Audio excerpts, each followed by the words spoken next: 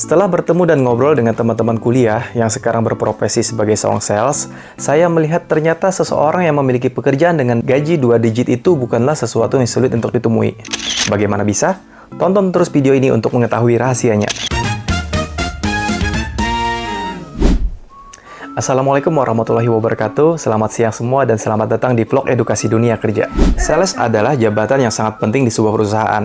Tanpa sales, perusahaan tidak bisa memaksimalkan penjualan produknya. Karena tugas utama sales adalah melakukan kesepakatan dan mendapatkan sebuah proyek dari customer.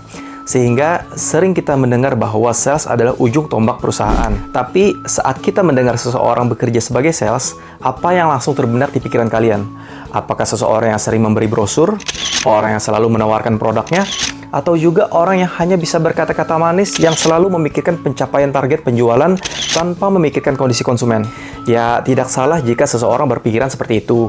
Karena kenyataannya memang banyak sales yang kualitas dan keahlian penjualannya itu hanya sebatas di situ saja ya. Tapi, tahukah kalian, sales adalah salah satu pekerjaan yang sebuah perusahaan berani berikan gaji yang cukup besar di awal. Entah itu 2 digit, hingga 10 kali UMR pun itu bukanlah sesuatu yang tidak mungkin. Dan kita di sini bicara gaji ya, bukan bicara komisi. Karena beda antara gaji dan komisi adalah gaji itu dibayar setiap bulan, sedangkan komisi itu dibayarkan apabila target penjualan tercapai. Nah, yang jadi pertanyaannya adalah, ketika Anda mau menjadi sales, bagaimana cara agar menjadi sales yang perusahaan berani bayar mahal untuk merekrut Anda? Di sini kita akan bagi sales menjadi 3 golongan ya. Yang pertama itu adalah sales yang biasa saja, tidak punya skill tambahan ataupun pengetahuan yang cukup mumpuni. Sales tipe yang pertama ini hanya bisa menawarkan produk atau membagi-bagi brosur, tanpa ada strategi bagaimana cara memaksimalkan penjualan.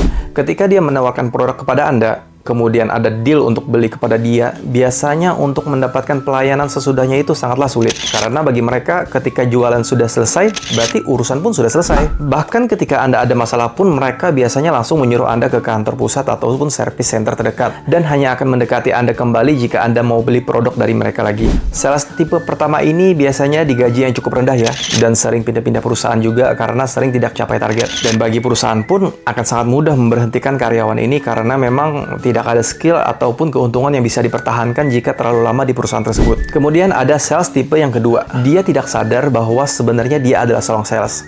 Kenapa bisa? Jadi sebenarnya dia memiliki pengetahuan produk yang cukup baik ya, memiliki pelayanan yang bagus terhadap calon customer, tapi biasanya mereka terpaku sama jabatannya yang bukan sales. Dia nggak terlalu memikirkan bagaimana cara berjualan atau bagaimana cara mendapatkan order dari customer. Karena ada atau tidaknya penjualan, mereka tetap digaji. Kelebihan yang dia miliki adalah bisa mendapatkan relasi dengan mudah. Sedangkan bagi customer, dia adalah solusi terhadap permasalahan yang mereka hadapi. Tetapi ketika ingin membeli sebuah produk, biasanya mereka malah beli ke tempat yang lain. Sedangkan bagi perusahaan sendiri, menganggap dia hanya sebagai aset untuk melengkapi atau mensupport kebutuhan tim sales. Perusahaan akan tetap mempertahankan dia selama skill mereka masih dipakai, tapi bukan tidak mungkin, dia akan di-cut dengan mudah jika perusahaan mendapatkan orang yang memiliki skill yang lebih baik dan mau dibayar lebih murah. Kemudian ada sales tipe ketiga. Dia adalah orang yang berdedikasi tinggi dalam bidang penjualan, sekaligus memiliki skill dalam pengetahuan dalam produk yang mereka jual. Semakin sulit produk yang dijual atau semakin langka skill yang mereka miliki, maka semakin mahal sebuah perusahaan mau membayar dia. Biasanya sales tipe ketiga ini jarang melamar pekerjaan ya, karena biasanya sebuah perusahaan mendapatkan karyawan seperti ini dari jalur rekomendasi orang tertentu atau menawarkan langsung lewat sosial media. Contohnya seperti LinkedIn. Nah, setelah mendengar penjabaran tadi, apakah Anda tertarik untuk menjadi seorang sales? Jika iya, pastikan Anda menjadi sales tipe ketiga ya. Karena selain mendapatkan gaji yang tinggi, Anda pastinya akan mendapatkan benefit yang luar biasa. Seperti mungkin sering makan di restoran mewah, traveling ke seluruh Indonesia, atau jalan-jalan ke luar negeri. Akan ada banyak kemudahan dan keuntungan yang Anda dapatkan ketika Anda menjadi sales yang berkualitas tinggi. Nah, demikian vlog kita hari ini. Jika ada pertanyaan, silahkan tulis di kolom komentar ya. Dan kita akan jawab di vlog-vlog selanjutnya. Akhir kata, selamat siang semua. Wassalamualaikum warahmatullahi wabarakatuh.